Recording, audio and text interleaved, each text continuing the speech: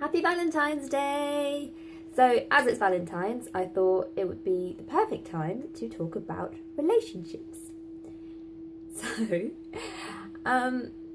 most of us are looking for or feel we have found our soulmates, and we think a soulmate is someone that will bring us endless happiness and joy and bring out the best in us constantly.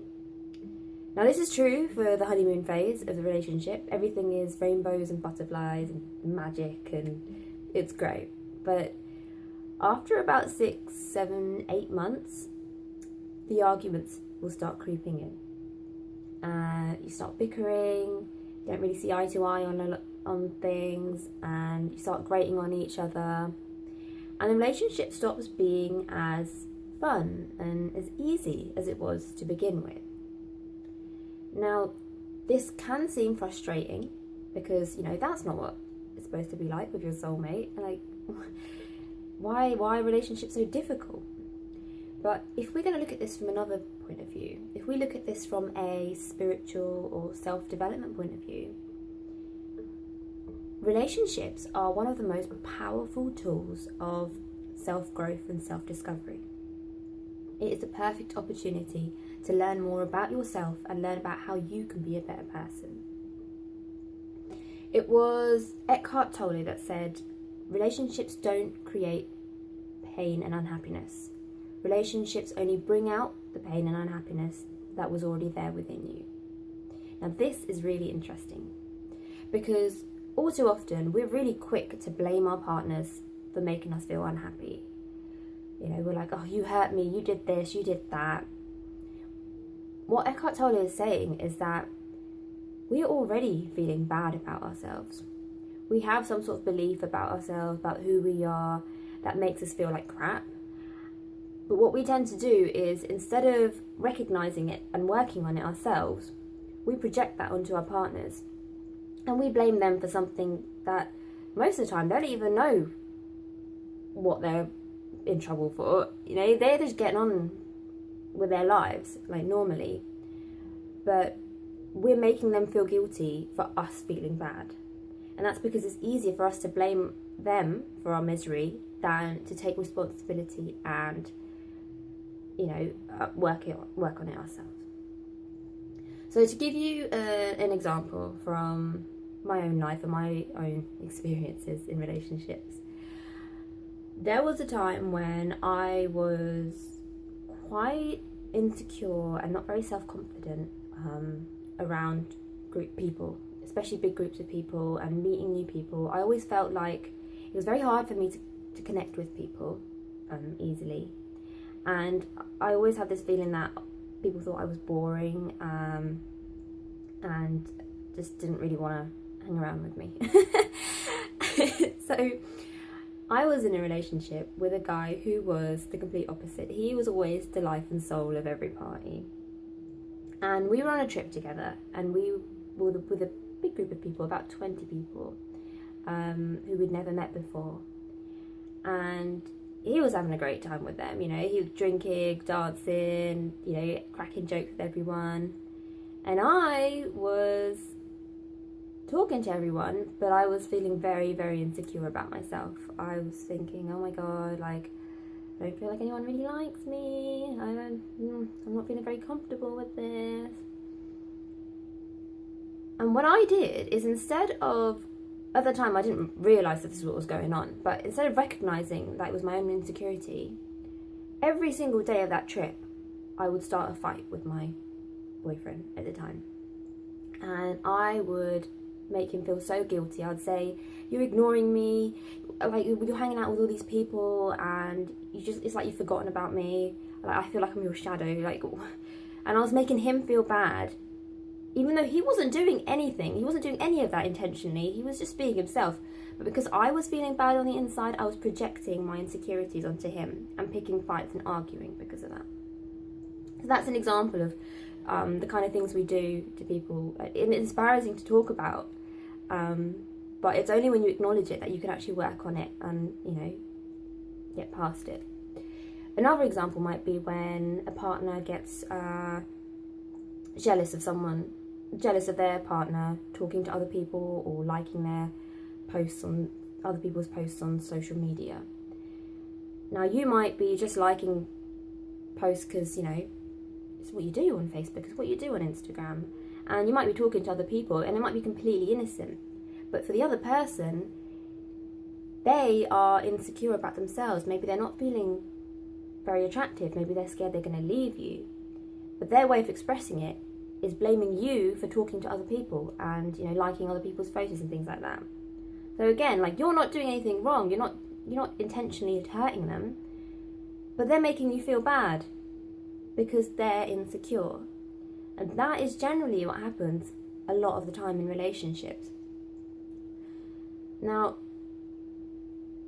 when it comes to this stage in your relationships, when the honeymoon phase is over and it starts getting a bit nitty gritty and the arguments and stuff start coming up, this is the perfect opportunity for you to work on yourself.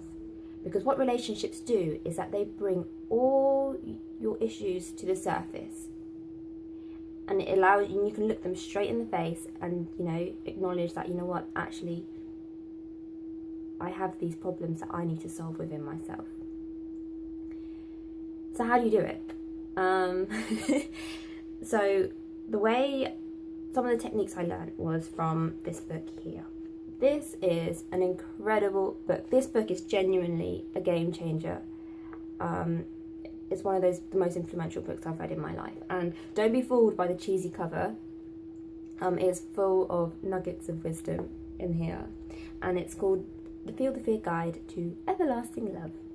It's by someone called Susan Jeffers. This book, I think everyone in the world needs to read this before they get into a relationship. Because it teaches you how to approach your relationship, how to love the other person better, how to argue properly, and it's just, when you finish reading this book, you feel like you just want to go out and just love your partner or love anyone. I don't know, but it's an amazing book.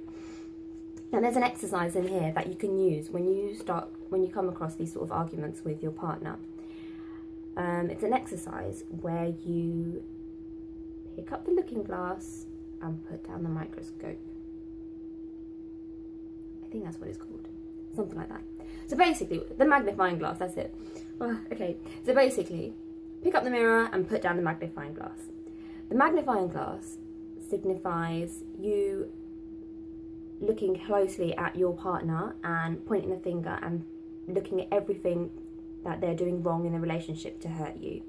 It's basically you putting the blame on your partner, adding more negativity to your relationship, and also making yourself a victim. Because all of a sudden, if you're blaming someone else for the failure of your relationship, you're giving them the power, and your happiness lies in their hands and in their actions. So you put yourself in a victim mode, which is quite helpless.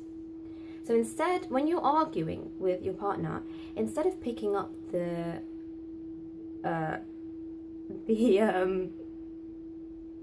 magnifying glass, instead of picking up the magnifying glass, Susan Jeffers says, pick up the mirror. Now the mirror obviously signifies looking inwards.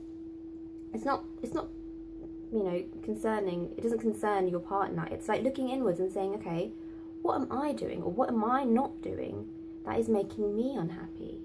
What can I change so that I don't feel this way anymore? And it's taking responsibility for your feelings of negativity, of whatever's hurting you.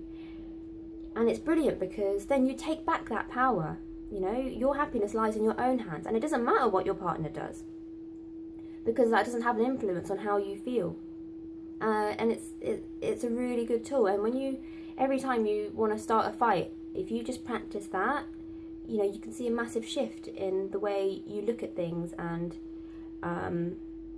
you can resolve problems. Before they even start. You can stop fights before they even start, because you realise that actually, do you know what? If I just think about this in a different way, or if I do something a bit different, then this won't bother me anymore. And what it does is it makes you a more loving person. So as all these arguments and insecurities and stuff crop up, and as you can see them in front of you, and as you work on them yourself, suddenly all that pain and all that negative energy just goes away. And anytime you feel pain in a relationship, it stops you from giving love. So when you deal with that pain, when you get rid of it, you automatically become a much more loving person. And the more you work on yourself, and the more you work on your issues and your insecurities, you will see the effect in your relationship. You are able to give love much more freely, and your partner will notice that as well. It's brilliant. What Susan Jeffers also says is that 99% of the time, like, just save your relationship, you just need to work on yourself. Your partner doesn't even need to be involved. A lot of the time it is just looking at why you're really upset about things and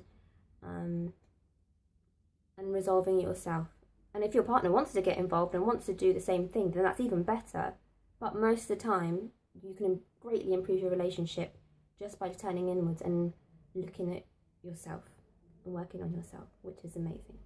Now, there is a caveat to that. Obviously, I mean, there's only so much you can do. If you're working on yourself and, you know, you've done the best you can and you're still unhappy, or if your partner is, you know, physically and verbally abusive to you, then your only option is to remove yourself from that situation. But, I mean, the rest of the time, when you're having just a normal relationship, and, you know, and it's not, you know, you're just bickering over day-to-day things, then these sort of techniques, and there's so many techniques and so much wisdom in this book, you know, they really help you, it would really help you improve your relationship. So that's it, really. Oh, and one other thing. I mean, this is about romantic relationships, but the stuff you learn in this book and relationships in general, any sort of relationship, is a great tool for self-growth. And the more difficult the relationship, the better it is for your self-growth. So relationships with your parents, your siblings, you know, difficult relationships you might be having at work, instead of looking at them as like obstacles and like really negative things, look at them as, you know what is this showing me? How can I grow from this? How can I become a better person from this? And that way, you know, you break your negative cycles, and you find, like, you just express love more freely.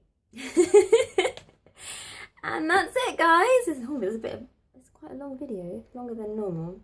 I hope you found that useful, and I hope you enjoyed that video. If you're celebrating Valentine's Day with a loved one, I hope you're having a wonderful time. And if you don't have a loved one, that's cool too, because I love you. And and, you know, yeah, I don't know what to say. Okay. I filmed these in one take, so it's a bit, okay, right. I hope you guys have a great week, and thank you so much for listening.